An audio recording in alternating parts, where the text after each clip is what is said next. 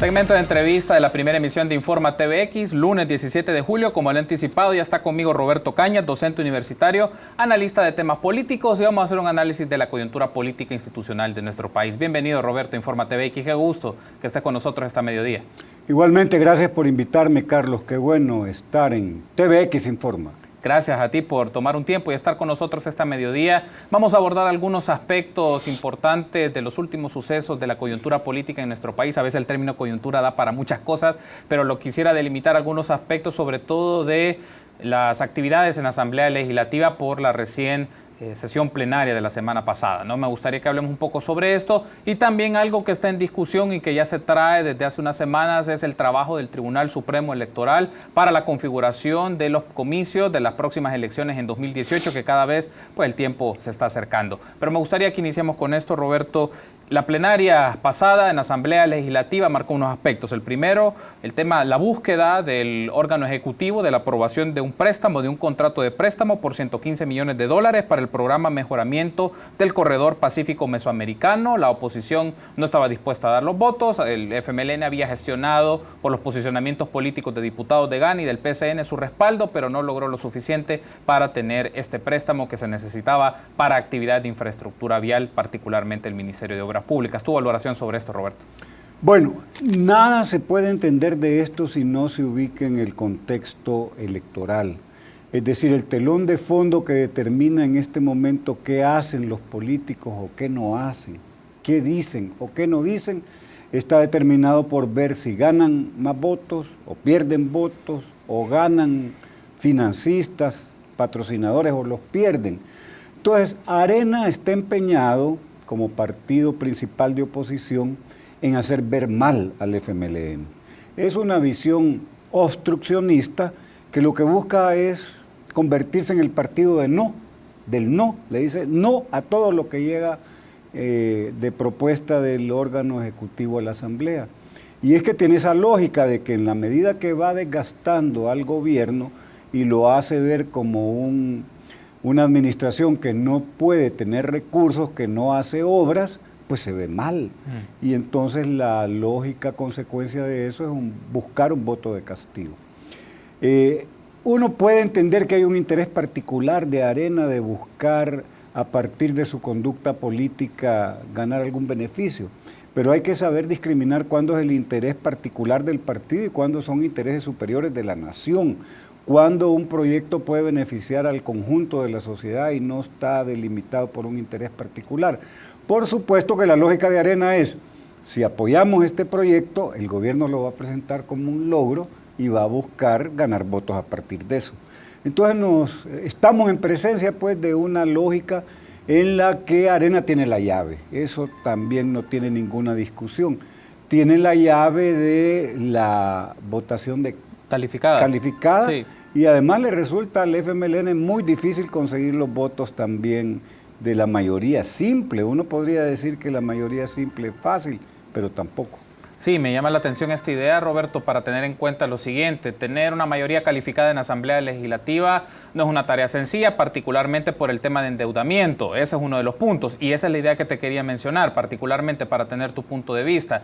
¿Cómo ves tú, Roberto, el escenario para tomar decisiones en tema de endeudamiento, particularmente por una cosa?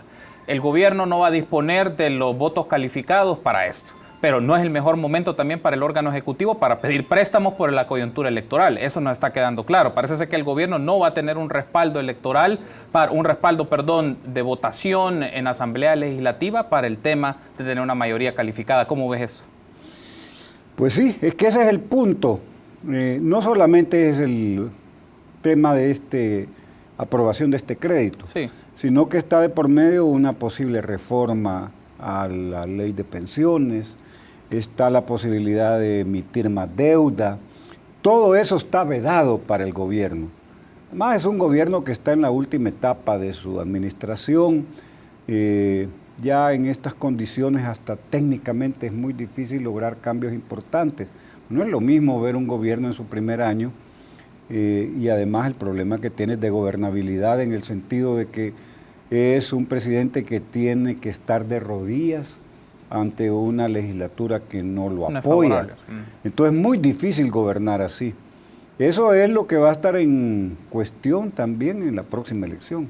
¿Quién logra una mayoría en el Parlamento que le posibilite al próximo presidente que sus programas, que además hay ahí elecciones importantes? Pero volviendo al tema que se inició con tu pregunta, yo te puedo decir que esto responde a un interés particular de Arena, de una visión obstruccionista, de convertirse en el partido del no.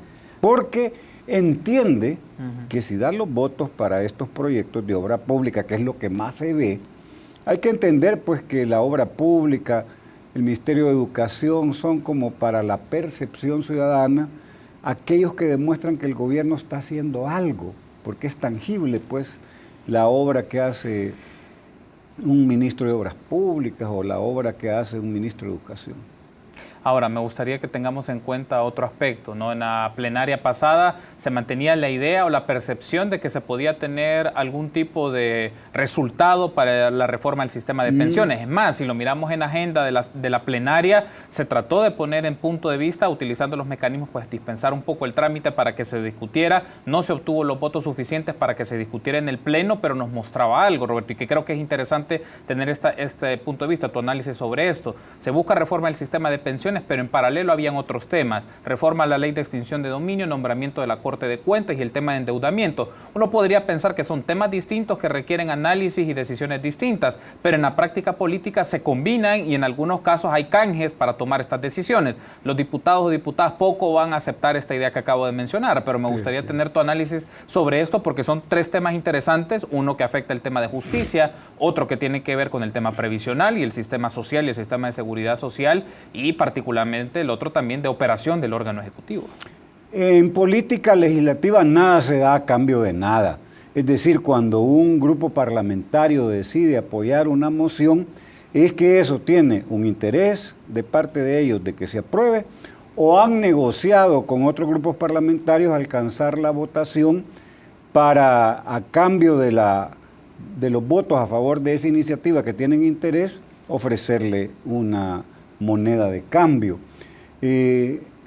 Podría ser que cuando el FMLN casi aseguraba que eso era una realidad, era que tenía ya muy avanzada la negociación de los votos para eso. Entonces el tema es que no era así, porque volvemos a lo mismo, los cálculos son en qué medida eso me va a mí a afectar para ganar más votos o para que un patrocinador se decida darme dinero de nuevo para financiarme mi campaña.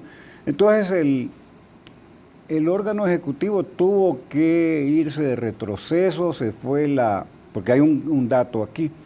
La moción llegó directamente al Pleno, no pasó por la comisión. Sí. Hoy sí, al no encontrar la votación para poder aprobarse, porque estamos hablando de una ley secundaria, es la ley de pensiones. Sí. Esto se puede modificar con mayoría simple, pero el FMLN no es capaz de concitar el número de votos necesarios. Estamos hablando de 43. Con los 11 de Gana no le alcanza. Y cada uno de los que van a votar, lo primero que tiene en la cabeza es el pensamiento, bueno, ¿y esto qué va a significar para mi partido en términos de apoyos económicos, en términos de votos? Si no me da más votos o me va a quitar un financista, no es rentable. Entonces, ¿qué podían haber sido las monedas de cambio? Las que tú dijiste. A cambio de votar por subir el techo de los certificados de inversión previsional, yo estaría dispuesto a entregarte la presidencia de la Corte de Cuentas o a agilizar digamos, el cambio de la ley de extinción de dominio. O sea, todo tiene monedas de cambio, no hay nada gratis ahí. Sería una ingenuidad política pensar de que todo se hace porque sienten simpatía los diputados por algún proyecto de ley. No es así la realidad legislativa ni del país ni de ningún parlamento. Y hay un aspecto, Roberto, que también me llama la atención. ¿Cuál es el costo que significa hacer ese proceso de negociación? Porque es un canje, pues un canje y una negociación sobre dos temas. Retomando un poco declaraciones del secretario técnico de la presidencia, Roberto Lorenzana, menciona a Arena lo que le interesa o dejó entrever que Arena está dispuesta a negociar reformas al sistema previsional por modificaciones a la ley de extinción de dominio. Y aquí viene la pregunta, desde tu análisis, ¿cuál puede ser más que el costo político, el costo de hacer cambios y modificaciones a temas que son sensibles? No son áreas necesariamente compatibles, pero son dos áreas que están en este momento que confluyen en la negociación en la Asamblea Legislativa. ¿Cuál puede ser los costos para las partes? Ceder por extinción de dominio para tener apuestas en la reforma previsional según como lo habías proyectado inicialmente, Roberto. Bueno, es que para el gobierno el tema previsional es un tema de finanzas públicas porque el pago de las pensiones se hace con deuda. Entonces se ha ido acumulando una deuda pública muy alta que se ha derivado a pagar pensiones. Ya el gobierno no puede, le estalló en la cara esa bomba de tiempo previsional. Entonces ante esa presión es que andan buscando mecanismos que no son integrales. O sea, lo que estaban pidiendo nada más era subir el techo a 50 de los certificados de inversión previsional, de los que podría disponer si se hacía la reforma. No estamos hablando de una reforma integral, de cambiar el sistema, no se trata de eso, sino de salirle al paso a la necesidad que tiene el gobierno de pagar las pensiones.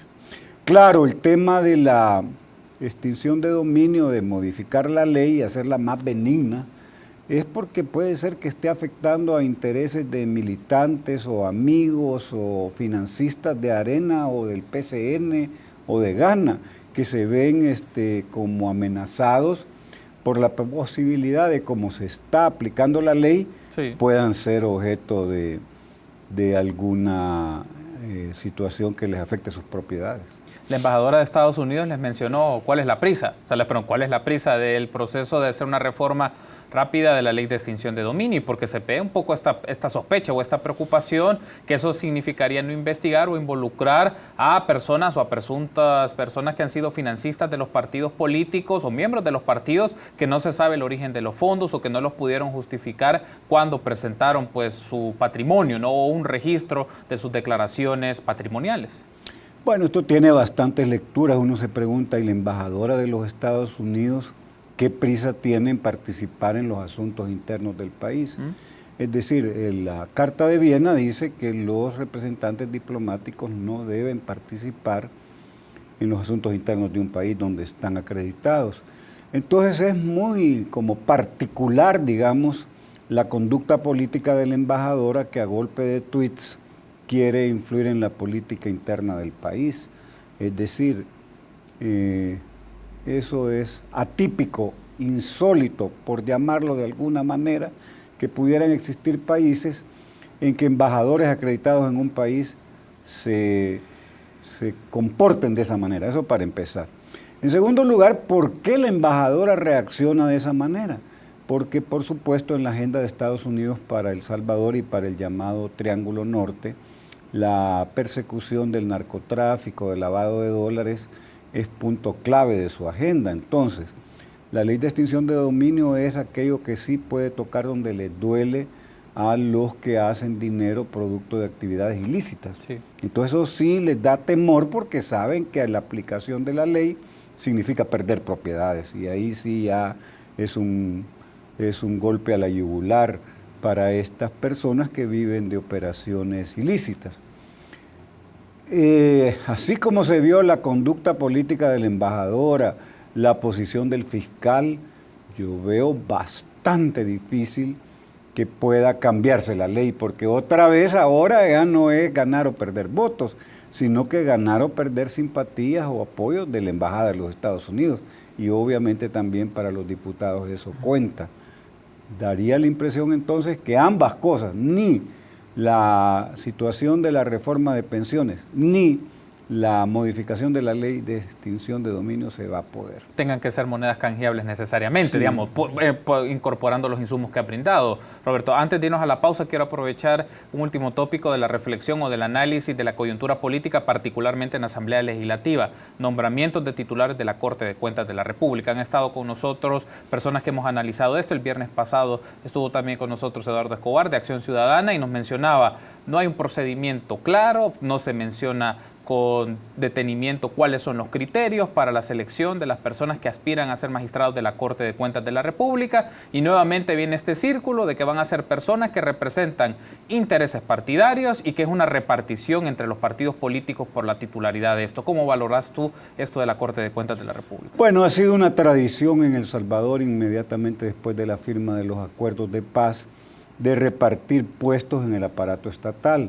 Por ejemplo, al PCN en ese reparto le tocó por años la Corte de Cuentas, ciertamente, y a la Democracia Cristiana la Procuraduría para la Defensa de los Derechos Humanos. O sea que no es nuevo en El Salvador que como forma de ir resolviendo el gobierno, los partidos se repartan la institucionalidad del país.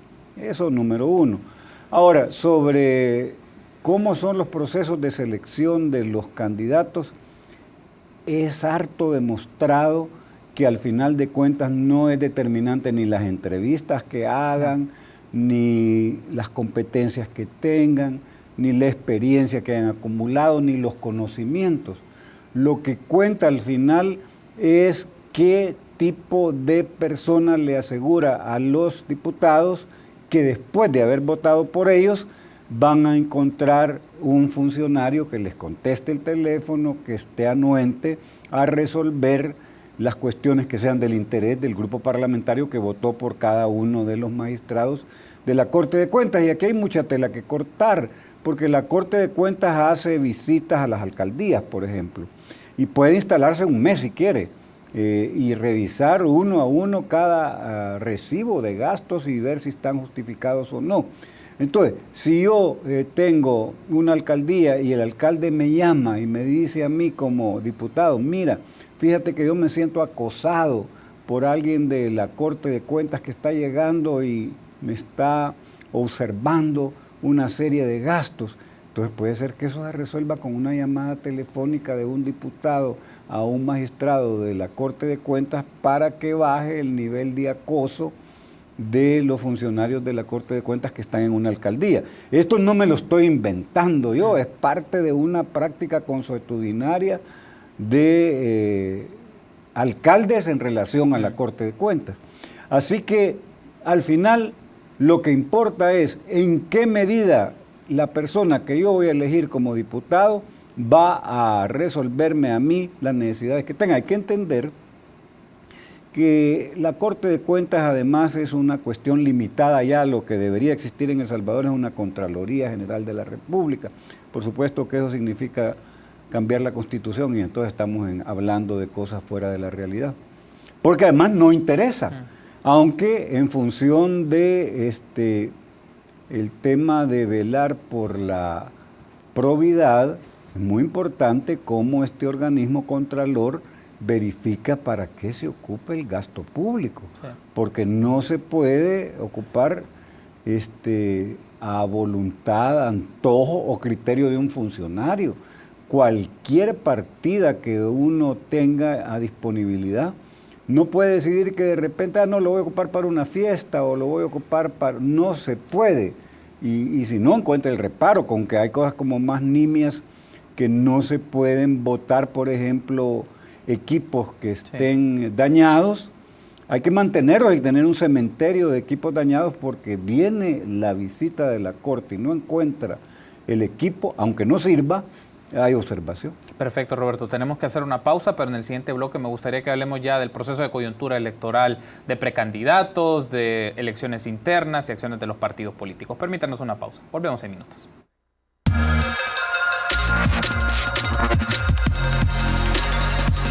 Continuamos en la entrevista de la primera emisión de Informa TVX, lunes 17 de julio. Estamos hablando con Roberto Cañas, docente universitario y analista de temas políticos. Hacemos una lectura de la coyuntura política de nuestro país. Ahora lo vamos a hacer del proceso electoral o las características que se están empezando a gestar, Roberto, en función de las próximas elecciones. Y uno de los aspectos que me llama la atención es campaña adelantada.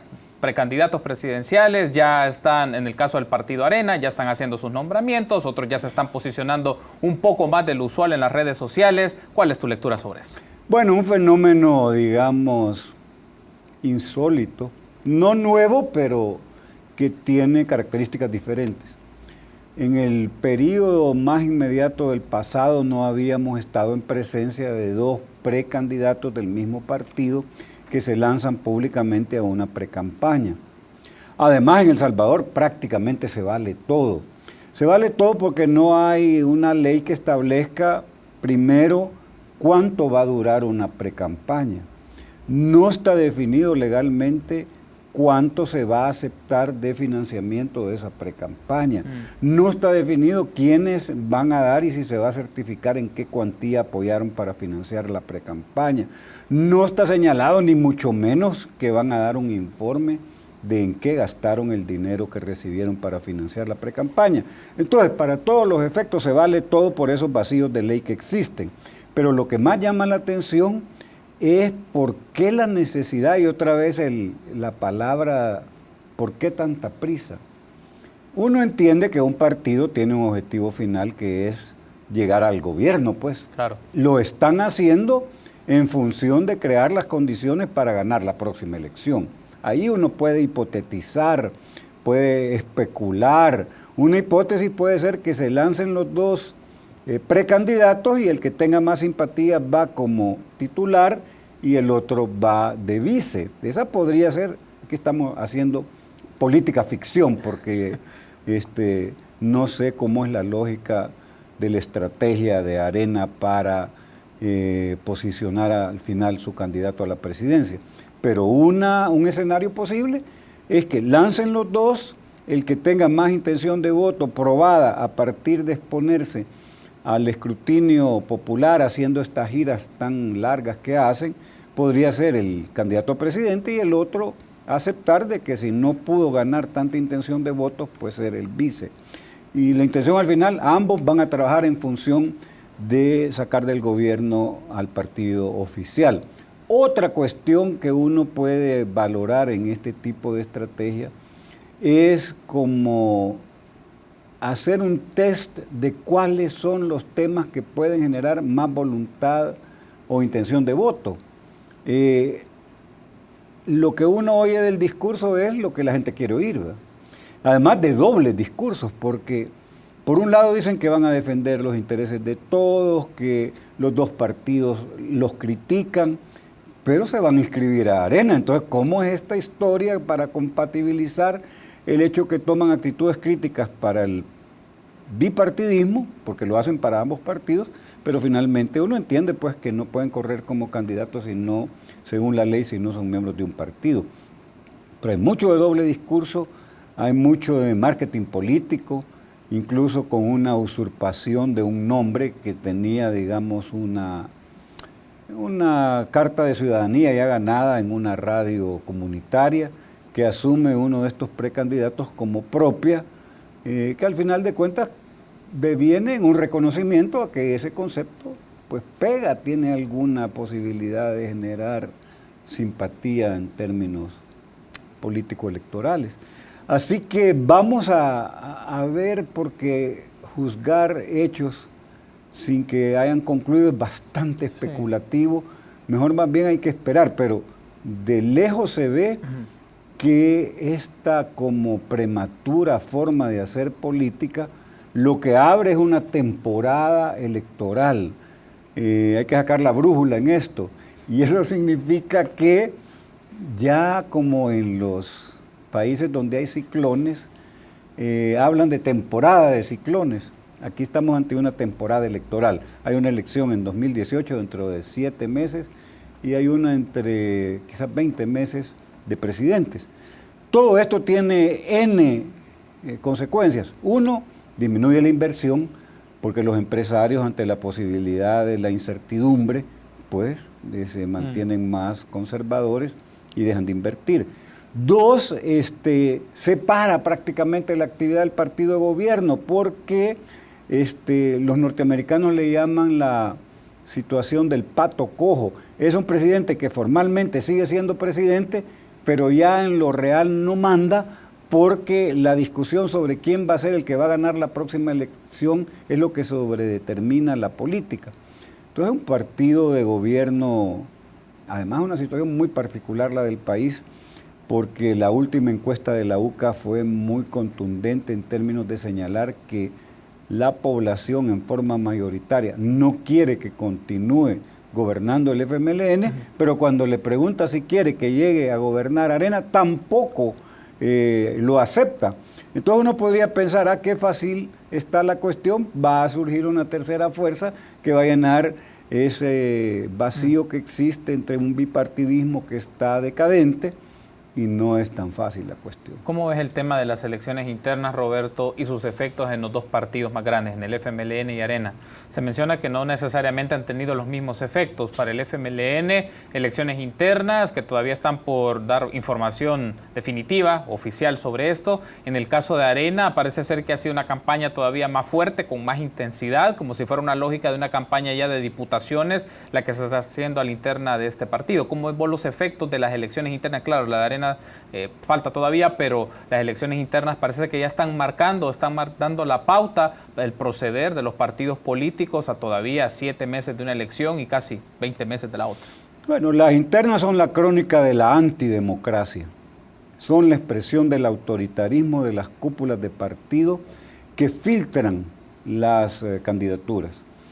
La intencionalidad de la sala al hacer el fallo fue que los partidos abrieran la posibilidad de la elección, no de la votación, porque votar es lo que están haciendo, pero elegidos ya están. Es decir, en el caso del FMLN eran 84 diputados y habían 84 puestos. Entonces, ¿qué vas a elegir ahí? Nada, vas a votar por los que ha filtrado la cúpula de ese partido. Entonces, no es como revelador de que en Arena sí se expresaron las disidencias en el hecho de que 2 candidatos renunciaron a participar en la próxima elección de diputados. Eso no quiere decir entonces que lo que es bueno para la pata no es bueno para el pato. Ambos partidos son autoritarios, no toleran la disidencia, y aquel que quiera ir en contra de la voluntad de la cúpula simplemente es hecho al margen de la elección. Por eso hay un solo candidato a diputado, a alcalde en San Miguel por el FMLN, hay un solo candidato a alcalde en San Salvador, y solo hay 84 candidatos a diputados y hay 84 puestos. No entiendo yo qué es lo que se puede elegir ahí. En Arena igual, en Arena lo que sucede es que estos 2 caballeros expresaron su malestar ante el hecho que la cúpula les había revocado el interés que tenían de que las personas que ellos habían escogido fuesen sus suplentes, decidieron renunciar a su candidatura. Y parece que esto va a derivar, o para usar un término que les gusta a los diputados, a decantarse por unas candidaturas no partidarias de Juan Wright y de Johnny Wright y de Juan de Johnny, pues, si lo quieres poner en inglés. Y Juan Valiente. Y de Juan Valiente. Ahí son 2 Juanes, solo que uno en inglés y otro en español. Pero al final de cuentas, estos caballeros, vamos a ver qué es lo que pasa hoy en una reunión que han invitado. Si esto finalmente se convierte en el lanzamiento de candidaturas independientes o conocidas legalmente como no partidarias, que es un tiro al aire porque no es así nomás que vas a levantar una candidatura no partidaria, o finalmente pues todo se resuelve en casa y regresan a Arena como que si no ha pasado nada. Parecería ser que ya caminó tanto que no puede pensarse en ese escenario. Y otra vez uno no puede dejar de pensar que es parte de la estrategia de Arena de jugar a otra banda en la cual presenta grupos que aparentemente son disidentes, pero al final de cuentas responden a las mismas políticas estratégicas. Eso no lo puede uno dejar de considerar. Es decir, porque en el ADN de estos 2 candidatos que han renunciado a correr para la próxima elección está la derecha. Son gente de derecha que se siente molesta porque podríamos decir, la no tolerancia, la intolerancia a la disidencia es muy fuerte en Arena y en el FMLN.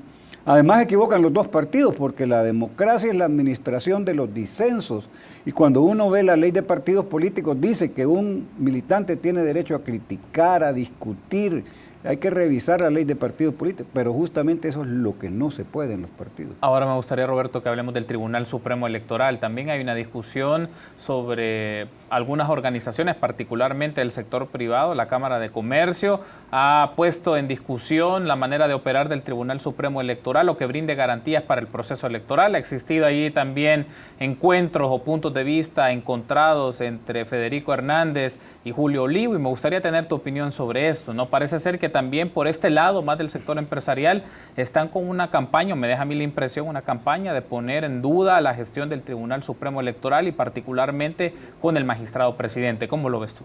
Bueno, hay que entender de que las elecciones se ganan con votos y no es precisamente el día de la votación lo que define quién va a ganar, porque el Tribunal Supremo Electoral tiene una serie de problemas. Uno, no puede garantizar que la noche de la votación se conozcan los resultados.